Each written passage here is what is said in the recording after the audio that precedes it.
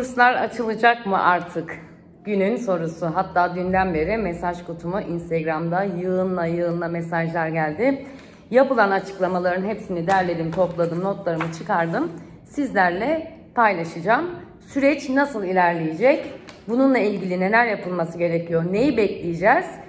Açıklıyorum. Sorularınızı lütfen yorumlara bekliyorum. Bu videomu arkadaşlarınızla paylaşmayı ve lütfen beğenmeyi, yorum yazmayı unutmayın. Sorularınızı da yorumlara bekliyorum. Ben dikiş sınıfı Sibel hocanız. Ustalık sınavları, usta öğreticilikle ilgili çok gönderi paylaştım. Çok insan videolarım sayesinde ustalık ve usta öğreticilik belgelerini aldı. Bu benim için çok onur verici, gurur verici bir şey. O yüzden de böyle sanki üzerimde bu usta öğretici görevlendirmeleri sanki boynumun borcu olmuş gibi haliyle hissediyorum. Çünkü benim öğrencilerim sadece atölyemle değiller. YouTube kanalım ve Instagram sayfam sayesinde Türkiye'nin ve dünyanın her yerinde öğrencilerim var. Her yerinde benimle birlikte çalışarak ustalık ve usta öğreticilik belgesi alanlar var. Birçok insan da haber bekliyor. Çok söylenti var. Şu an çok yayılan bir asparagas şeyler var. Yani hiç kimse bakanlığın yaptığı açıklamaları değil ama insanların söylediklerini ve halk arasında yayılan şeyleri konuşmayı seviyor maalesef. Ama biz ne yapacağız? Biz bakanlığın söylediği şeyler üzerinden ilerleyeceğiz. Bu çok kısa bir video olacak. Bunun haricinde her gün ve her gün yeni bir gelişme olduğunda uzun videolarımı YouTube'dan, kısa bilgilendirmelerimi de Instagram'dan, hikayelerimden ve videolarımdan yapacağım. Başlayalım. Öncelikle hayırlara vesile olmasını diliyorum. İnşallah herkesin gönlündeki kurs açılacaktır. Ancak şu an yapılan açıklamada bazı sınırlamalar var. Nelerdir? Şunu düşünmeyin, işte bakanlık dedi ki kurslar açılacak. Hayır, kurslar hepsi açılmayacak. Öncelikle bu konuda bir anlaşalım. Böyle bir yanlış anlaşılma var maalesef. Dün akşam üzeri Instagram'a ve sosyal medya kanallarına düşen bir habere göre, bakanlığın yaptığı bir açıklamaya göre, bize de resmi kanallardan gelen bir bilgiye göre bakanlık şöyle bir açıklama yaptı. Olduğu gibi yazıyı okuyorum sizlere. Değerli müdürlerim, hayırlı akşamlar. Bakanlığımızdan aldığımız son bilgiyi sizlerle paylaşmak istiyorum. Yukarıdaki açıklamalar doğrultusunda, ki o açıklamaların neler olduğunu birazdan söyleyeceğim, önümüzdeki hafta usta öğreticilere yönelik kurslarımız başlatılacaktır. Büyük bir olasılıkla bu nedenle planlamanızı şu an itibariyle hazırlamanız önem arz etmektedir.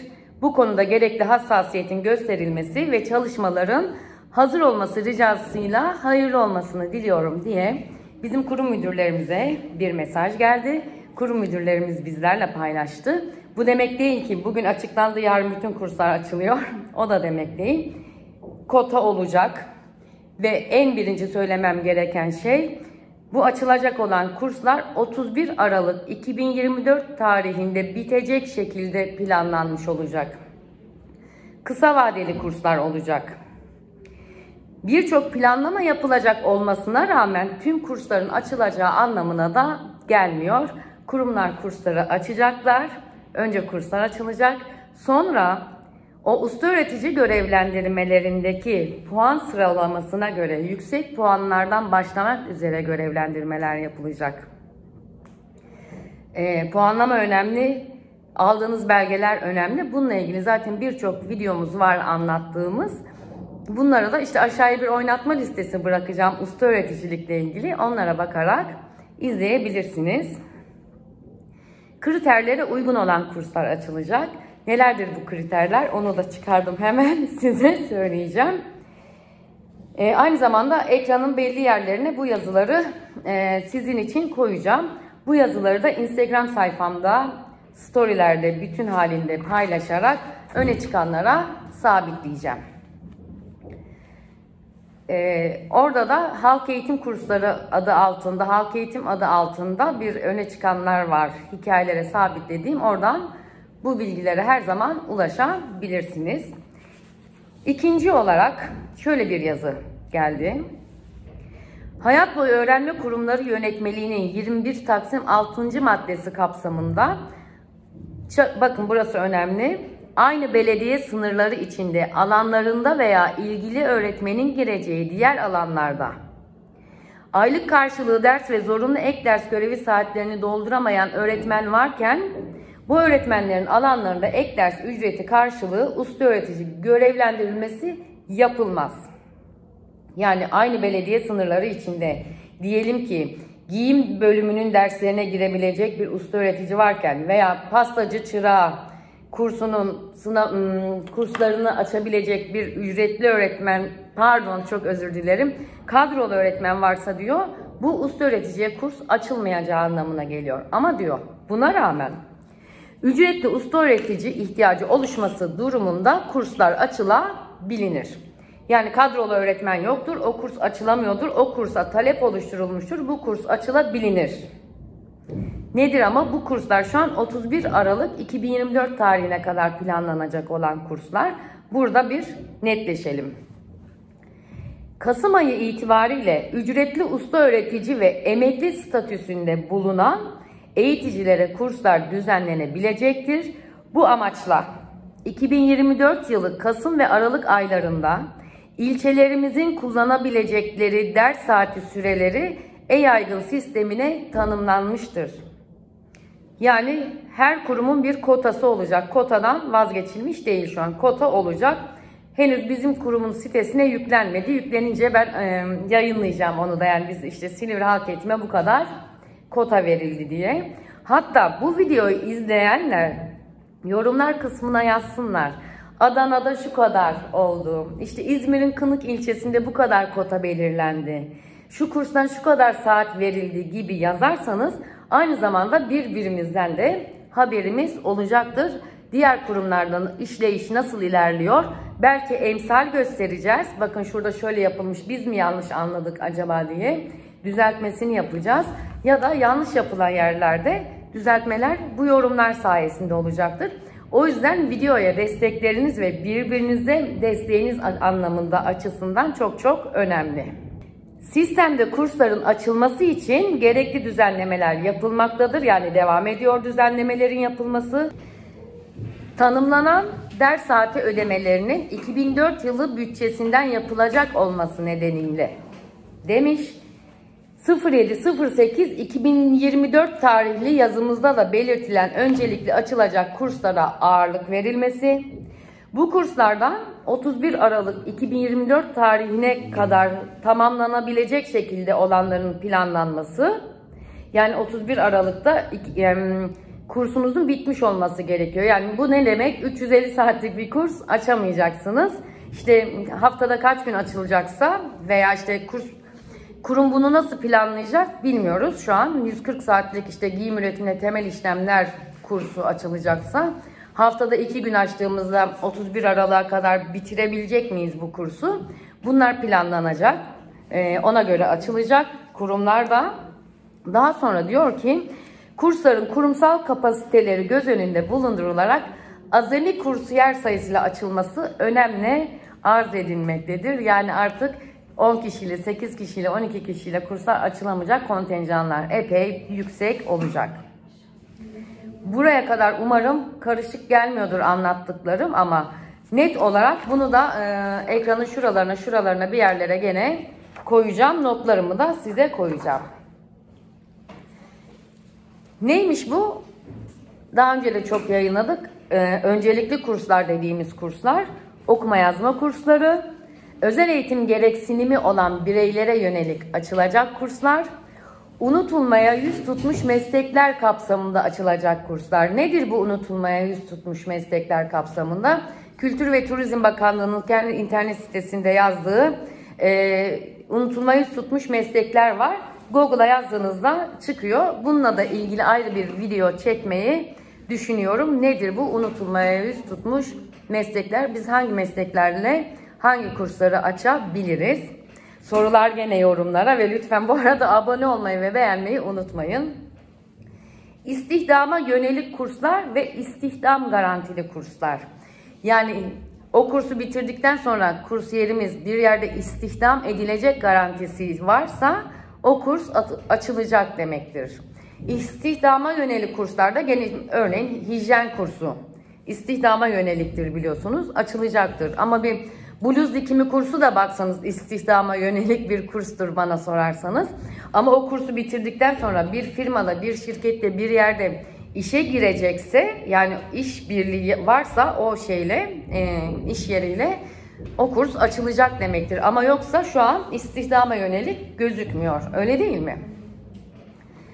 Sektörel işbirliği yapılarak istihdamı destekleyecek kurslar, sektörle yapılan işbirlikleri vardı biliyorsunuz. Vakıflar vardı, STK'lar vardı, işte ADEM SODAM kursları vardı. Onlar hep halk eğitim tarafından açılıyordu. Evet, kurs ADEM SODAM'ın, yani kaymakamlıkların açtığı kurslardı, ancak öğretmenlerimiz halk eğitim merkezinden görevlendiriliyorlardı. Burada çok bir madde daha var. Çok yoruma açık ve tartışmaya açık bir maddedir. Bu konuyla ilgili de önümüzdeki günlerde çok videolar izleyeceğimizi ve çok açıklamalar yapacağımızı ben düşünüyorum açıkçası. Ne diyor? Kadınların ve dezavantajlı bireylerin sosyal hayata ve iş hayatına katılımlarını arttırmayı hedefleyen kurslar öncelikli olmak kaydıyla merkez müdürlerimiz bu öncelikleri de dikkate alarak kursların planlamasını tamamlayıp önümüzdeki hafta başlatılacak şekilde planlamaları en üst seviyede yapmaları ve hazır olmaları önemlidir diyor bu resmi yazıda. Çalışmalar bu şekilde yürütülecek. Öyle bekliyoruz. Biz de bu sabah bir toplantı yaptık. Beyin fırtınası yaptık kurumda. Öyle mi olacak, böyle mi olacak, şöyle mi olacak? Ama habire bakanlıktan gelen güncellemeler var. Ben o her güncellemeyi öğrendikçe, bakanlığın sitesinde gördükçe, yani resmi olmayan hiçbir şeye inanmayın. Bakanlıktan yapılmayan açıklamalara da çok fazla itibar etmeyin. Kulaktan dolma bilgilere. O yüzden ben sizlerle de paylaşmaya devam edeceğim. Benim unuttuğum, eksik bıraktığım bir şey varsa lütfen gene yorumlar kısmına yazınız. Usta öğreticilere kesinlikle öncelikli kurslar göz önünde alınacak ki tanımla kullanacakları saatlerde dikkate alınacaktır. Yani 31 Aralık 2024 tarihinde bitecek şekilde planlanmalıdır diyor. Şu yazıyı da şöyle göstereyim. Bunları hep Instagram sayfamda paylaşacağım. Instagram'dan dikiş sınıfı olarak ulaşabilirsiniz. Dikiş sınıfı sayfasında dikiş eğitimleri veriyorum. Ama aynı zamanda ustalık, usta öğreticilik eğitimleri de veriyorum. Bilgilendirme çalışmaları yapıyorum.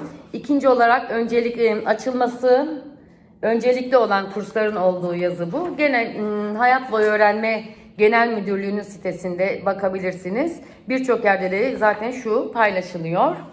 Bunu zaten size okudum. Bunu da şöyle göstereyim. Ve kendi aldığım en sonunda da notlarımı size tekrar edeyim. Her kurumun belli bir kotası olacak. Kurs talepleri değerlendirilecek. Hani kurs talebi oluşturmuştu kursiyerlerin birçoğu. Ama şimdi bakarsanız binlerce talep var. En çok talep edilen kurslardan yola çıkılacak sanıyorum. Ya da öyle olduğunu düşünüyorum. Öyle olması gerektiğini de düşünüyorum. Yani işte giyim üretiminde temel işlemler kursunda 500 talep varsa, işte pantolon dikimi kursunda da 50 talep varsa pantolon dikimi açılmaması gerekiyor değil mi? Akıl yürütürsek. Ama böyle bir tasarrufa gidilecek mi? 31 Aralık'tan sonra ne olacak? Yeni bütçe görüşmelerinden sonra belirlenecektir. Şimdilik 31 Aralık'a kadar, daha sonra da 31 Aralık'tan sonra da olacak gelişmelerle ilgili tekrar size videolar halinde bilgilendirmelerimi yapacağım.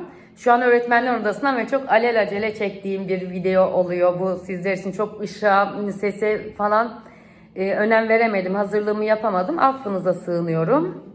Kursların hepsi, yani şu haftaya açılacak olan hangi öncelikli kurslar açılacaksa 31 Aralık'ta son bulacak.